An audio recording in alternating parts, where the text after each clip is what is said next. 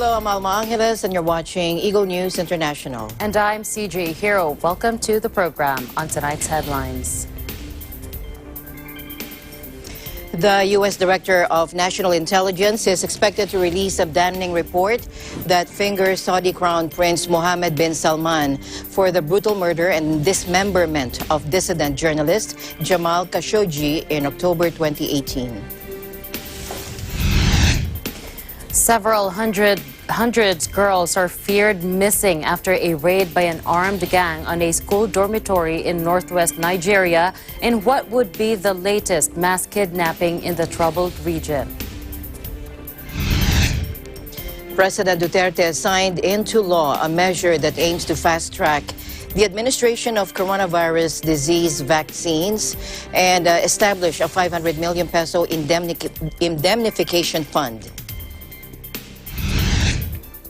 And 8 Russian diplomats and family members, the youngest of them a 3-year-old girl, have left North Korea on a hand-pushed rail trolley due to Pyongyang's coronavirus restrictions.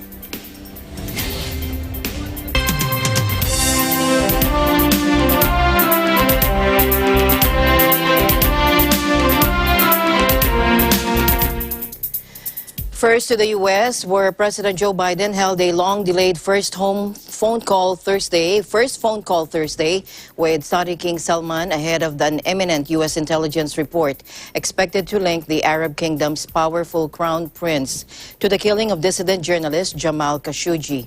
The telephone diplomacy was all part of what the White House is calling a reset in relations in the wake of Khashoggi's horrific 2018 murder inside the Saudi consulate in Istanbul, Turkey. Take a look. I think there are a range of actions that are on the table, but the first step is, the next step I should say, is for the President to speak with the King. We expect that to happen very soon. As you know, we've committed to the release of an unclassified report that would come out from DNI and not from the White House. And of course, our administration is focused on recalibrating the relationship, as we've talked about in here previously. And certainly there are areas where we will express concerns and leave open the option of accountability. There are also areas. President Biden kept the king waiting in his long list of calls to U.S. allies after being sworn in 5 weeks ago. And when he did finally reach out to the Saudis, it was pointedly to the king and not the expected successor, Crown Prince Mohammed bin Salman, commonly known as MBS. The intelligence report is expected to state that the Crown Prince, in some capacity, was connected to the killing, which involved a whole squad of Saudi agents positioned at the consulate before Khashoggi visited. Khashoggi, a Saudi national who wrote for the Washington Post and was a U.S. resident, had been an outspoken critic of the young prince.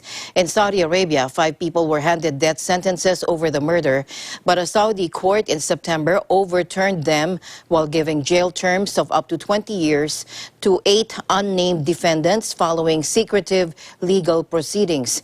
Human rights advocates called the judicial process a whitewash aimed at blaming the hitman while not touching the mastermind. CNN, quoting documents filed in a Canadian civil lawsuit, reported that 2 private jets used by the squad that allegedly flew to Istanbul to kill Khashoggi were owned by a company earlier seized by Prince Mohammed.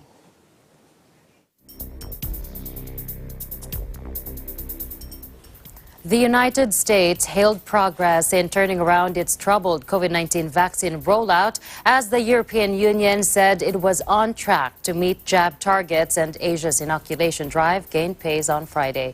The United States is the world's hardest hit country, with coronavirus deaths crossing the 500,000 mark earlier this week. Watch this. Just before I was sworn in, I indicated that my goal was to get 100 million COVID vaccine shots in people's arms in my first 100 days as president.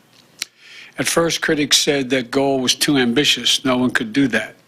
Then they said it was too small. That the bottom line, though, is that America will be the first country, perhaps the only one, to get that done. And today, I'm here to report we're halfway there. 50 million shots in just 37 days since I've become president. That's weeks ahead of schedule. Yes, we are confident that we are able to reach our goal that at the end of the summer, we will have offered to 70% of the population the vaccination, the adult population. These are 255 million people in the European Union, and if we look at the planned figures, this is a goal that we're confident we'll reach. At the same time, indeed, there's a growing COVID fatigue among our citizens.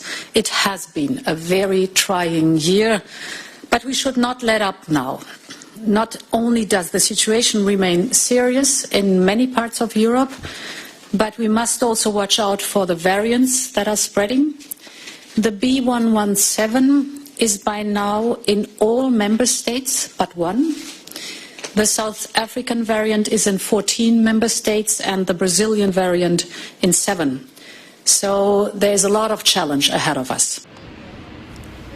A shortfall in the number of vaccines delivered in the first quarter of the year after British-Swedish drugs giant AstraZeneca fell drastically short in its commitments has undermined Brussels' strategy. The coronavirus has killed more than 2.5 million people worldwide, with nearly 113 million known infections, and vaccine rollouts have been patchy.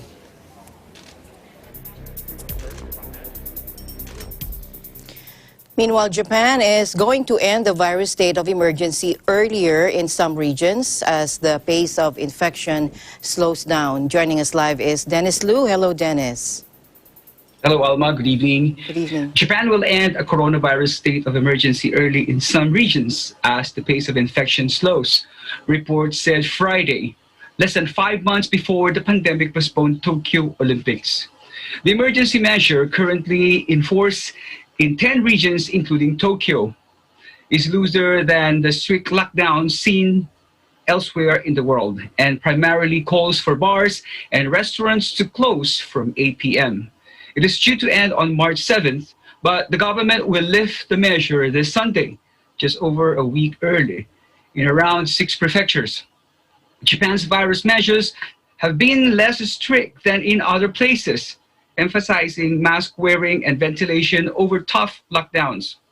Earlier this month, Parliament passed a new law adding enforcement measures, including fines for businesses that do not close early. The new law took effect 10 days later. Despite the recent spike, Japan has seen a comparatively small COVID-19 outbreak with just over 7,700 deaths. Japan launched its coronavirus vaccination program last week and has so far given first doses to around 22,000 healthcare workers. Alma. Okay, so Tokyo's response to this pandemic is being watched all over the world as doubts swirl over the postponed Tokyo Olympics about to be due to start July. But I think one of the biggest questions is whether or not it's safe to bring millions of spectators to Japan and how history will remember this moment if this will be a super spreader event or something. What do you think? What are the organizers doing right now? Yes, Alma. Olympic Committee President Thomas Bach last Wednesday said he thinks a decision on whether foreign spectators will be allowed into Japan for the delayed 2020 Olympics could be made by late April or early May. Organizers are yet to announce whether supporters will be able to travel to Japan for the tournament, but Bach said he expects a decision by May. Meanwhile, OC Sports Director Christophe Duby said there may be 2 separate decisions over the attendance of foreign fans and Japanese supporters.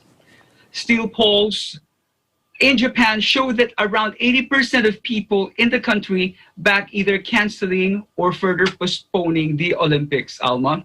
All right, thank you very much, Dennis, for your updates there. Looking forward for more. Thank you, and keep safe.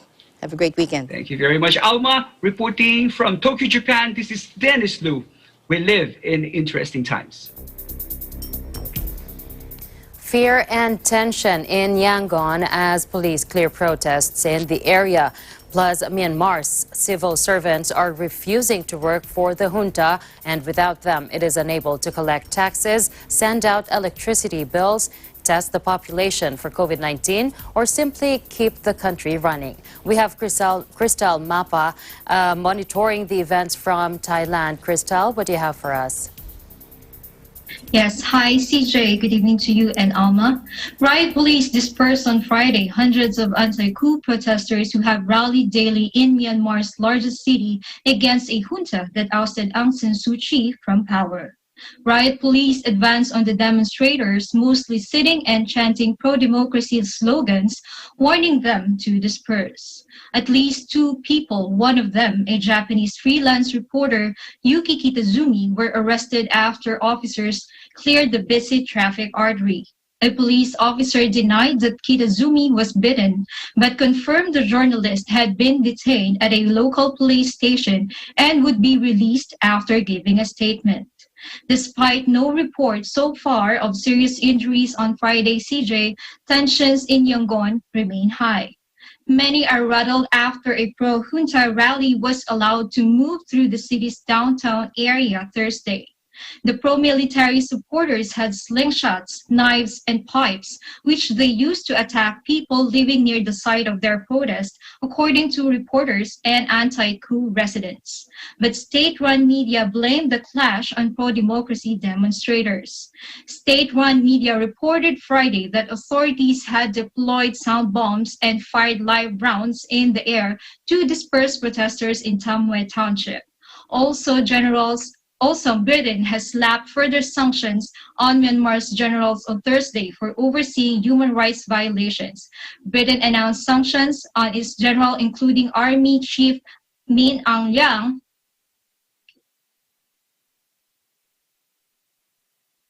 to send a clear message that those responsible for human rights violations will be held accountable, according to Foreign Secretary Dominic Raab. Meanwhile, despite risks to their lives and livelihoods, many Myanmar civil servants are refusing to work for the junta, as growing civil disobedience movement seeks to thwart the generals by paralyzing the bureaucracy. Public hospitals are deserted, government offices left dark, and the trains don't leave the stations. It is the civil servants' swelling ranks within the resistance that has the junta particularly rattled. Without them, it is unable to collect taxes, send out electricity bills, test the population for COVID-19, or simply keep the country running. It remains unclear how many of the roughly 1 million public sector workers are participating. One crowdsourced survey found members of all 24 government ministries are now involved, while the UN Special Rapporteur on Myanmar has estimated 3/4 of the civil servants are on strike. Their absence is beginning to bite. Nearly 1/3 of the nation's hospitals are no longer functioning, coup leader Min Aung Hlaing said this week. He hinted that working doctors and teachers would soon receive cash rewards. Meanwhile, the World Bank has also halted payments to projects in Myanmar on withdrawal requests that were made after a February 1st coup by the country's military. The specter of a financial crisis already brewing because of the pandemic downturn and a decline in foreign investment is looming large now. Back to you, CJ. Well, thank you so much, Cristal. You know, during this pandemic, the last thing that we want any country to be dealing with is this kind of chaos. And of course, everyone's hoping for a peaceful resolution to the crisis happening there in Myanmar. Thank you so much, Cristal, for your report. And please do stay safe there in Thailand. Likewise, TJ and Alma, reporting live from Thailand. This is Cristal Mapa. We live in interesting times. Meanwhile, President Duterte has ordered the National Bureau of Investigation to be the sole agency to investigate the recent shooting incident involving operatives of the Philippine National Police and the Philippine Drug Enforcement Agency, or PDEA. Let's listen in. Magandang hapon po. Isang importanteng anunsyo galing po sa ating presidente Nagdesisyon po ang ating presidente na tanging NBI lang po ang mag-iimbestiga doon sa putukan na nangyari sa panig ng mga kapulisan at ng PIDEA dyan po sa Quezon City. Yung mga binuo po mga joint panel para imbestigahan yan na binuo po ng PNP at ng PIDEA ay hindi na po magtutuloy sa kanilang investigasyon. Tanging NBI lang po, sang-ayon sa ating presidente, ang magtutuloy ng investigasyon. Magandang hapon po sa inyong lahat. Roque's announcement came a day after he assured the public that President Duterte will get to the bottom of the shooting incident between the PNP and PIDEA. At least 2 policemen were killed while at least 3 PIDEA agents were wounded in the shootout near Evergotesco Mall along Commonwealth Avenue in Quezon City on Wednesday. Both the PNP and PIDEA were conducting legitimate anti-drug operations in the area where the shooting incident happened. The Quezon City Police District Special Operations Unit personnel were conducting a drug buy-bust when they found out that they were transacting with PIDEA agents, resulting in a shootout at a fast food chain parking area beside the Evergotesco Mall around 5:45 in the afternoon of Wednesday. And an ad hoc joint PNP-PIDEA team was formed also to shed light on this incident.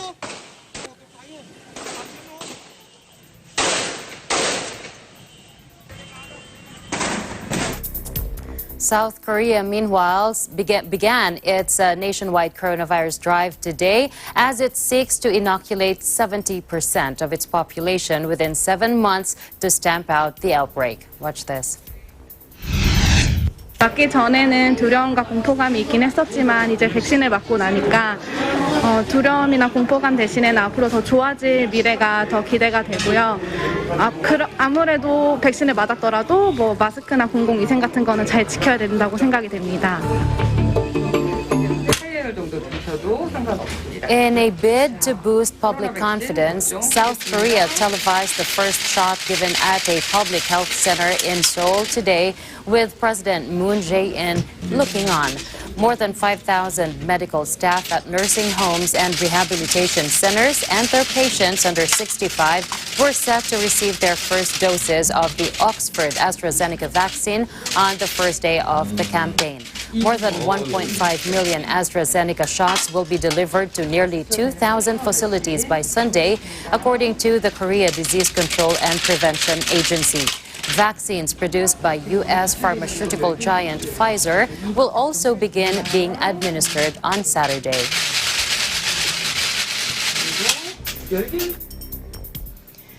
Meanwhile, senior citizens are queuing at Hong Kong's main library at the shopping district Causeway Bay for vaccination as the financial hub kicks off its inoculation drive with a Chinese-made Sinovac coronavirus vaccine. The elderly, frontline workers and medical staff are prioritized at the first stage. Take a look. Yeah, I hope everybody will seriously consider to get vaccinated. Yeah, because this can help to create a herd community, herd immunity. Oh, excellent! I feel grateful to Beijing and the Hong Kong government. I trust them.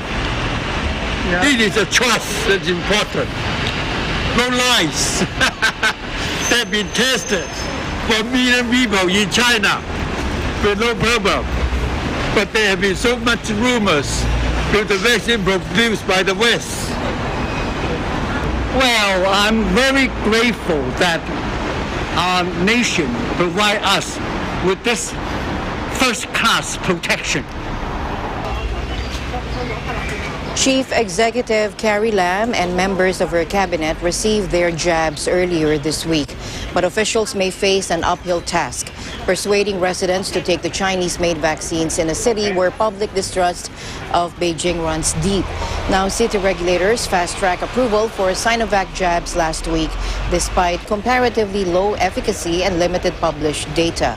The first million shots were sent by mainland China a day later. Demand so far has been strong in Hong Kong, where some 70,000 people have booked all currently available appointments for the injections in the city of 7 million. Hong Kong's government says it has pre-ordered 22.5 million vaccines for the city of 7.5 million from 3 companies, Sinovac, BioNTech, and AstraZeneca. A shipment of BioNTech vaccines was earmarked to arrive on Thursday, but officials said it had been delayed. Staying in Hong Kong, the Secretary for Food, the Secretary for Food and Health, Professor Sophia Chan, today said the Department of Health has launched a notification system for healthcare professionals to register their patients' adverse events after receiving COVID-19 vaccinations. Professor Chan, together with Secretary for Civil Service Patrick Nip, visited the Community Vaccination Center in the Central Library's exhibition gallery to inspect the COVID-19 vaccination program's first day operation this morning. Watch this. After people who have been vaccinated, they will be observed at the vaccination center for 30 minutes. So if there are any side effects or people feel unwell, the healthcare professionals on site would take care of the situation. Normally, if you look at the product information, there are some very common side effects. For example, there are some pain at the injection site, or sometimes people will feel a bit tired. So these are very common and transient. So therefore, it will go away very soon. But if they feel that there are some sustained unwellness, and I would advise people should go to consult their doctors, and if there is anything that is of adverse events that the healthcare professionals or the doctors feel that needs to be notified, we have already started a notification system by the Department of Health to register all the adverse events after vaccination. Professor Chan revealed that of the more than 500 people who have been vaccinated so far, no abnormal reaction reports have been received. Additionally, Director of Health Dr. Constance Chan and a number of the department's service heads received their COVID-19 jabs at the vaccination center this morning. Professor Chan called on the members of priority groups to get vaccinated early to protect themselves and others. Meanwhile, Queen Elizabeth II said that her coronavirus jab didn't hurt at all and urged those wary of receiving the vaccine to think about other people. Take a look. Well, once you've had the vaccine, you have a feeling of, you're protected, which is, I think, very important. And as far as I can make out, it was quite harmless. It was very quick. And I've had lots of letters from people who've been very surprised by how easy it was to get the vaccine. And the jab it didn't hurt at all. That it is obviously difficult for people if they've never had a vaccine, because they ought to think about other people rather than themselves. The 94-year-old monarch was vaccinated along with her husband, Prince Philip, in January. Prince Philip, 99 years old, is currently in hospital where he is being treated for an unspecified infection, although it's not coronavirus related.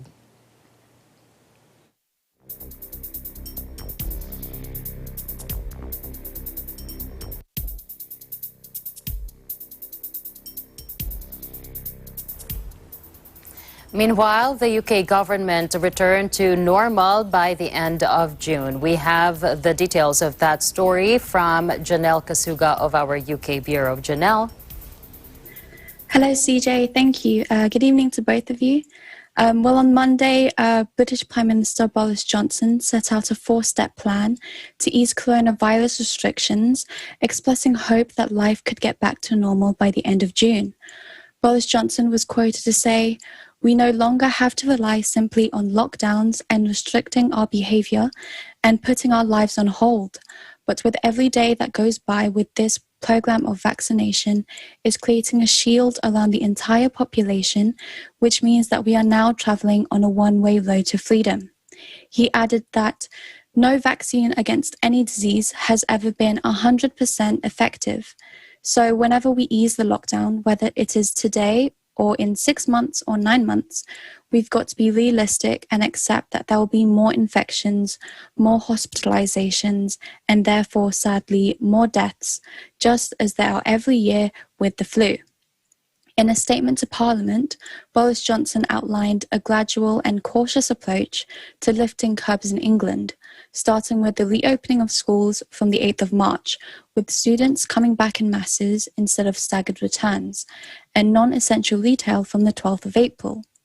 Also, from March the 8th, the government plans to allow elderly residents of care homes to receive indoor visits from one designated relative or friend, and limited outdoor social mixing will be permitted.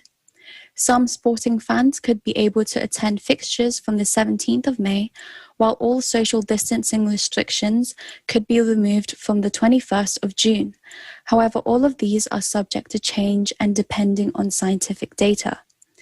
The announcement is the first big step towards restoring normal life, nearly a year after Johnson imposed the first of 3 stay-at-home orders that have devastated Britain's economy. He added that this spring and summer will be very different and incomparably better. Earlier last year, Boris Johnson was accused of acting too late and relaxing curbs too. However, he ensured that this exit plan would be cautious but irreversible, adding that there would be no more lockdowns. The Prime Minister said that planned relaxations would be uniform across England after regionalised tiers were put in place last year, but stressed that further progress would hinge on factors such as any COVID variants.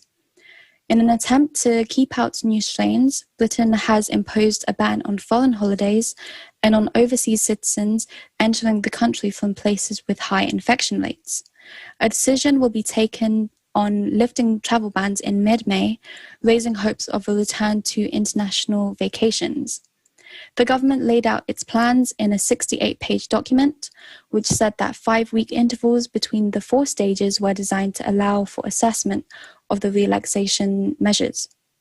Johnson outlined 4 tests for easing restrictions, which are the progress of vaccine rollout, pressure on hospitals, infection rates, and the emergence of any new COVID variants.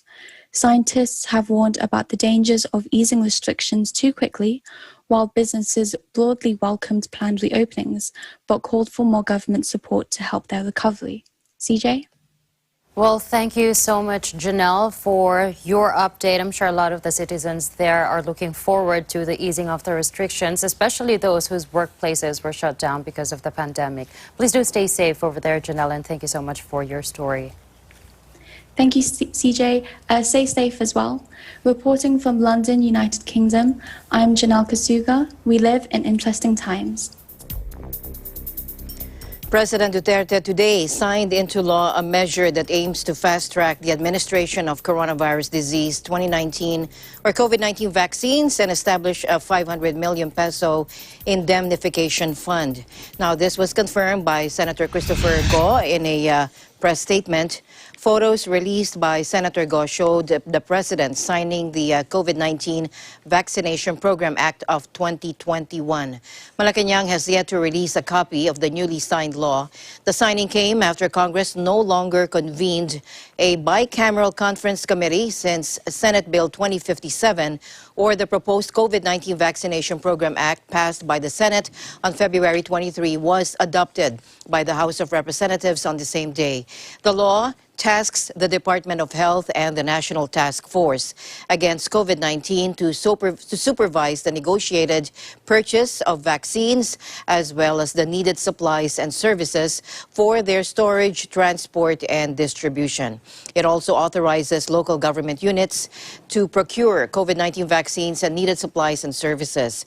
Private firms, the law states, are also allowed to purchase vaccines subject to similar restrictions and conditions set for LGUs and only for their sole and exclusive use.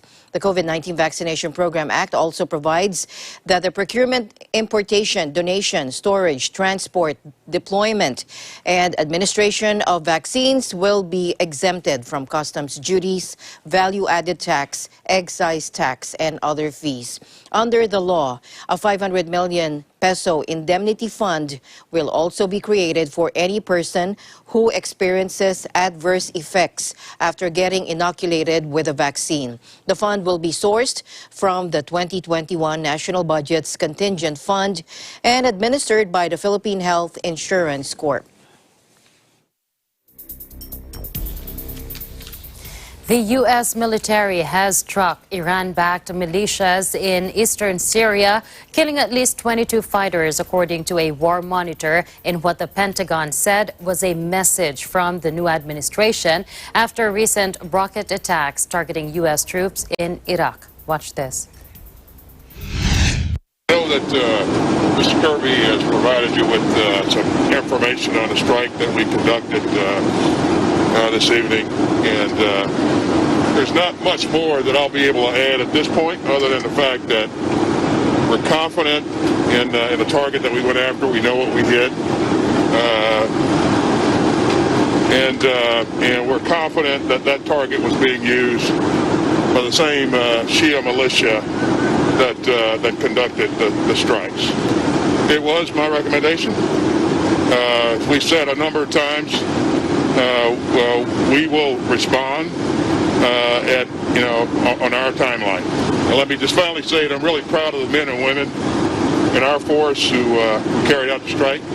As you would expect, they performed in a very professional manner.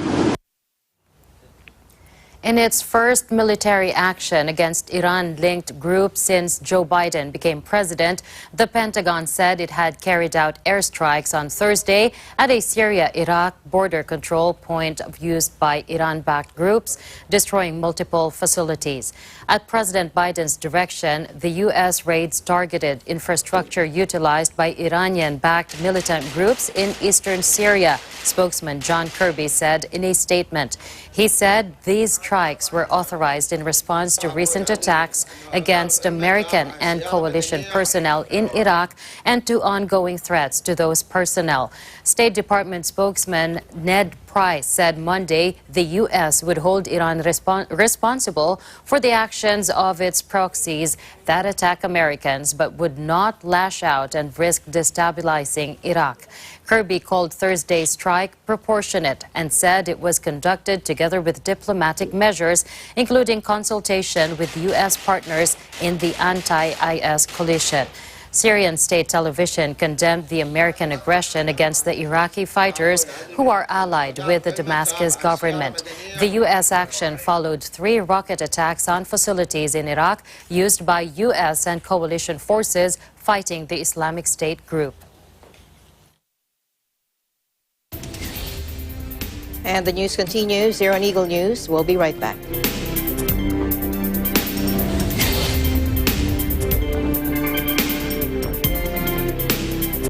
This portion is brought to you by Canriv Corporation, your ventilation and air conditioning specialist.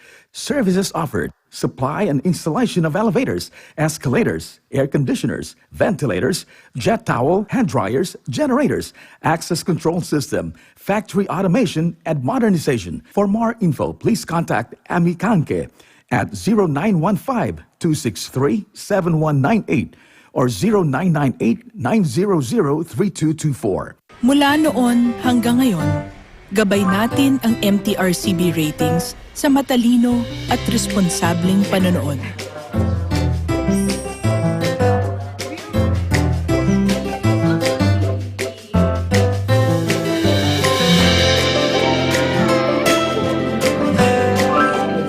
Sa tamang pagsunod sa MTRCB ratings, ginagawa nating ligtas at makabuluhan ang panonood ng bawat miyembro ng pamilyang Pilipino.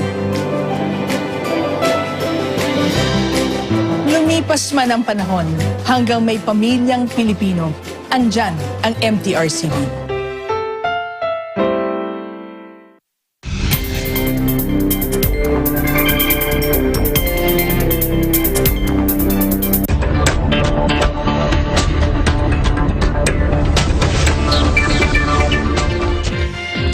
IAG, owner of British Airways and other European airlines, said Friday it plunged into a record annual net loss of 6.9 billion euros or $8.4 billion as the coronavirus pandemic paralyzed air travel. IAG, which also owns Spanish airline Iberia and Ireland's Aer Lingus, said last year's huge loss after tax compared with a net profit of 1.7 billion euros in 2019. Revenues dived almost 70% to 7.8 billion euros last year as government travel restrictions slashed passenger numbers. IAG also said there had been an upturn in bookings since London outlined a 4-month plan last week to ease England's current lockdown, and the company's shares rebounded. The U.S. Aviation Oversight Agency announced Thursday it fined Boeing a total of $6.6 million for a series of lapses in the manufacturer's regulatory and safety obligations. Most of the penalties were imposed for failing to live up to a 2015 deal to improve and prioritize regulatory compliance. Federal Aviation Administration head Steve Dickson said Boeing failed to meet all of its obligations under the settlement agreement. Though the amount was small for the global aerospace giant, it was the latest in a steady stream of negative news about Boeing after its 2 deadly crashes of the 737 MAX, which has only just returned to the skies, and a recent scare involving a 777, although that was attributed to the Pratt & Whitney engine. Of the total fines, $5.4 million stem from deferred penalties under the terms of the 2015 agreement because Boeing missed some of its improvement targets and because some company managers did not sufficiently prioritize compliance with FAA regulations, according to the regulator. Boeing previously paid $12 million in civil penalties in that case. The company also will pay $1.21 million to settle 2 enforcement cases in which management exerted undue pressure or interfered with an internal quality control, including in relation to an aircraft airworthiness inspection, according to the FAA. Boeing said in a statement, "We are strengthening our work processes and operations to ensure we hold ourselves accountable to the highest standards of safety and quality." Meanwhile, a Boeing 777 airliner on Friday made an emergency landing in Moscow with engine problems, according to the operating airline, days after another model rained down engine debris over the United States.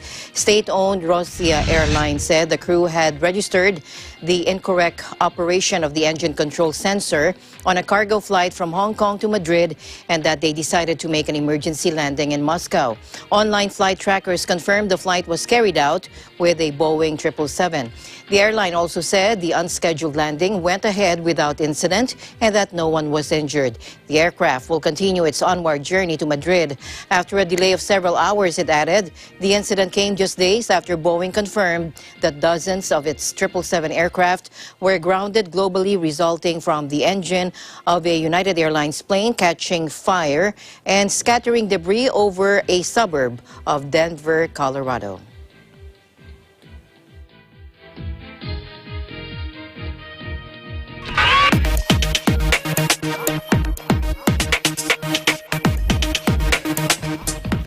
Nami Hamaura feels less lonely working from home thanks to her singing companion Charlie, one of a new generation of cute and clever Japanese robots whose sales are booming in this pandemic.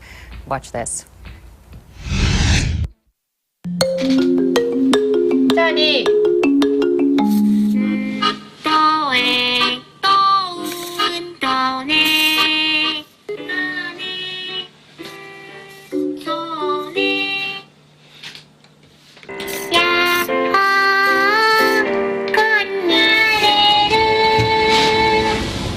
私新入社員で入社式からずっとほとんど在宅であんまりその会社の人とも話してない感じなんですけど、で友達とも会えなくなってなんかコミュニティが狭まっちゃったんですけど、家族でもなくて LINE する友達とかでもなくってで報告する上司でもないけど話しかけたいみたいな時にチャーリーがいると結構その何でもないこととかつぶやきみたいなことをチャーリーに問いかけると返してくれる。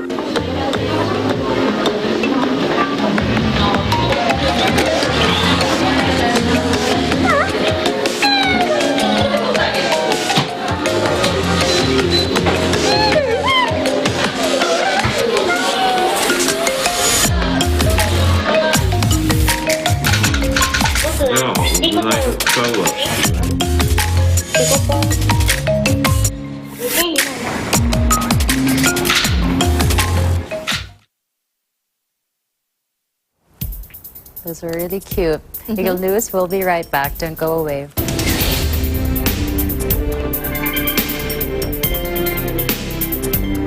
The retail industry in the Philippines is undergoing a major transformation.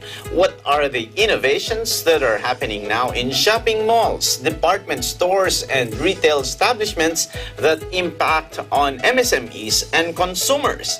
Who are the gainers and losers in the retail industry during the pandemic? What are the best practices in retail to survive the COVID-19 crisis? We're just part of one ecosystem, so it's imperative for all of us to support, care, and help each other so that we can survive and thrive in this crisis. And together, let us heal as one. One of the most powerful women in the retail sector, Ms. Rosemary Bosch Ong, Senior Executive Vice President and Chief Operations Officer of Wilcon Depot, will join us in this week's episode of Open for Business.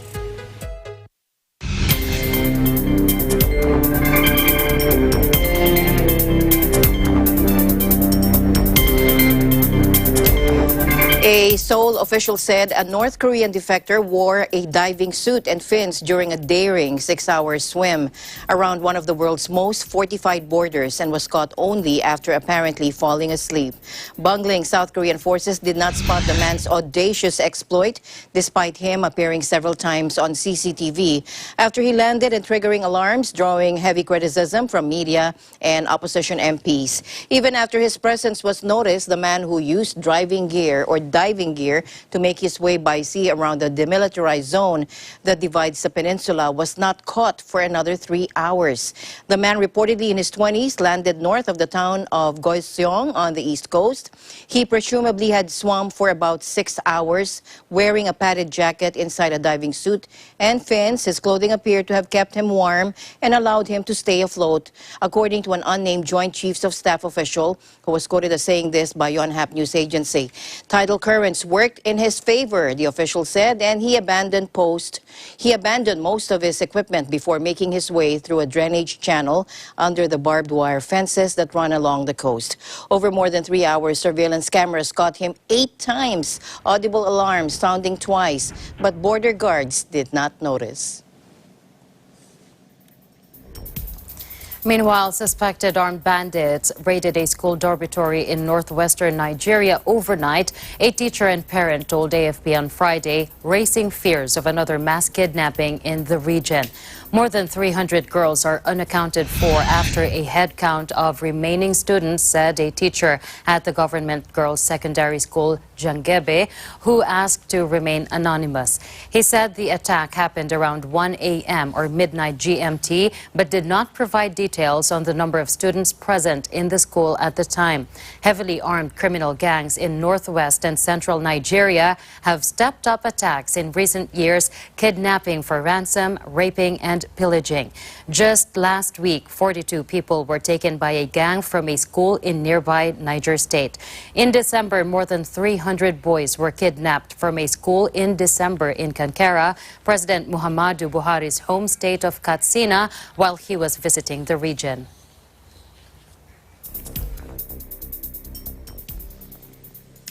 Meanwhile, Britain's highest court on Friday rejected a bid by a woman who was stripped of her UK citizenship for joining the Islamic State group to return to challenge the decision. 5 judges at the Supreme Court gave a unanimous decision in the case of Shamima Begum, whose legal battles have come to be seen as a test of how countries treat nationals who joined the jihadists. The judges said the right to a fair hearing did not override other considerations such as the safety of the public. Now 21, Begum left her home in East London at the age of 15 to travel to Syria with 2 school friends and married an ISIS fighter. In 2019, she told the Times newspaper that she didn't regret traveling to Syria and had not been fazed by seeing a severed head dumped in a bin. Now, Britain revoked her citizenship in 2019 on national security grounds amid an outcry led by right-wing newspapers. Begum is being held in a camp in poor conditions while her husband is reportedly in jail in Syria and her 3 children have died. She appealed to be allowed back into the UK so that she can legally challenge her loss of citizenship. She argued that the decision was unlawful as it had made her stateless and exposed her to the risk of death or inhumane and degrading treatment. Begum is of Bangladeshi heritage, but the country's foreign minister has said he will not consider granting her citizenship. The Court of Appeal ruled in July last year that she needed to come back to mount a fair and effective appeal, but the Interior Ministry in turn appealed against this decision, insisting she remained aligned with the proscribed terrorist organization. A Singaporean woman has admitted to starving, assaulting, and ultimately killing her domestic worker from Myanmar in what prosecutors called one of the worst cases of maid abuse in the city-state. The affluent financial hub is home to about 250,000 domestic workers who mostly come from poorer Asian countries, and stories of mistreatment are common. But the abuse meted out against Piang Ngai Don was particularly awful, with the helper stamped on, strangled, choked, battered with brooms, and burnt with an iron. Gayathiri Murugayan, 40 years old, pleaded guilty on Tuesday to 28 charges, including culpable homicide against the 24-year-old maid. She will be sentenced at a later date and could be jailed for life. The maid was employed by Gayathiri and her husband, a police officer, in 2015 to help take care of their 4-year-old daughter and 1-year-old son. But she physically assaulted the victim almost daily, often several times a day, with her 61-year-old mother sometimes joining in, according to court documents seen by AFP. The domestic worker finally died in July 2016 after Gayathiri repeatedly assaulted her over several hours. The prosecution sought a reduced charge of culpable homicide rather than murder, punishable with the death penalty in Singapore, after taking into account that Gayathiri suffered from illnesses, including depression. Her husband is also facing multiple charges over the case, according to police. 8 Russian diplomats and family members, the youngest of them a 3-year-old girl, have left North Korea on a hand-pushed rail trolley due to Pyongyang's coronavirus restrictions. Video posted on Russia's foreign ministry's verified Telegram account showed the scene as the trolley, laden with suitcases and women, was pushed across a border railway bridge by 3rd Secretary Vladislav Sorokin. The group waved and cheered as they made the final approach towards their homeland, the culmination of an expedition that began with a 32-hour train trip from Pyongyang, followed by a 2-hour bus ride to the border. Once on Russian territory, they were met by foreign ministry colleagues and were taken by bus to Vladivostok Airport. North Korea imposed a strict border shutdown in January last year to try to protect itself from the coronavirus that first emerged in neighboring China and has gone on to sweep the world. The shutdown has canceled all flights in or out of the nuclear-armed sanctions hit country and cross-border trains. With staff and supplies unable to enter, the restrictions have severely hampered the activities of diplomats and workers, and several Western embassies have pulled out their entire staff. The group that left on the trolley were being repatriated home.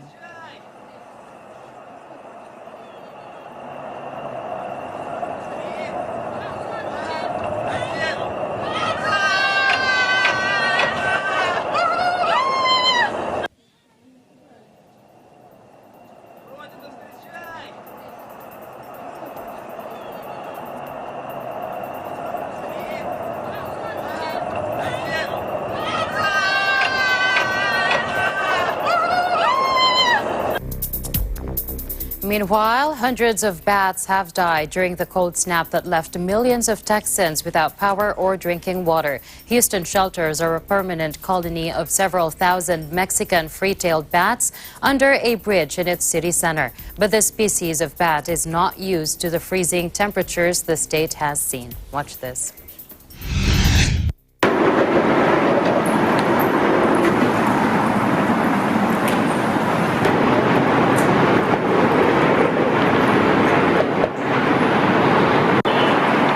Colony. They are primarily Mexican free-tail bats. That's the name of the species.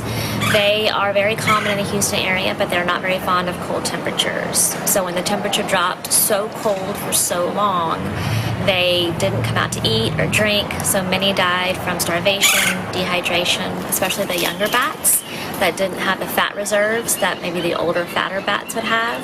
So during Tropical Storm Harvey, Hurricane Harvey, we lost about 2/3 of the colony. And the surviving bats still came back, still repopulated the bridge, and still rebuilt the colony. We think the same thing is going to happen here. I went from that side and it was like littered completely. And there were police on horses trying to keep people out, you know, and it's really sad, you know, because it's a really unique part of this area. And this is known as like the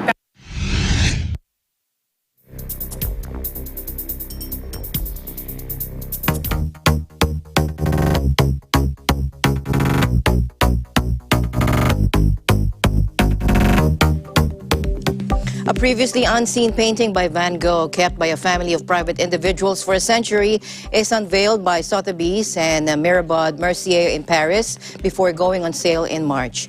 The painting from the Montmartre series, dated 1887, has never been exhibited to the public and is one of the few works by the artist up for auction. Sotheby's estimates it could fetch up to 8 million euros when it's sold at auction next month. According to BBC News, it is one of the series of works Van Gogh created while lodging with his brother Theo back in 1886 and 1887, a short distance from the street depicted in the painting.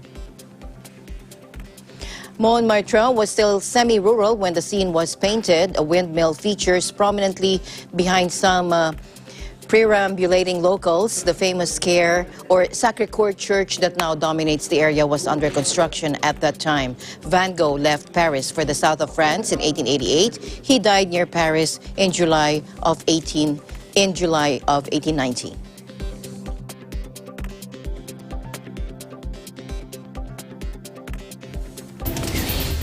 That's a gorgeous painting. I want to see that in person. True. That's it for tonight's broadcast. Thank you so much for joining us. I am CJ Hero. Please join us again tomorrow at 11.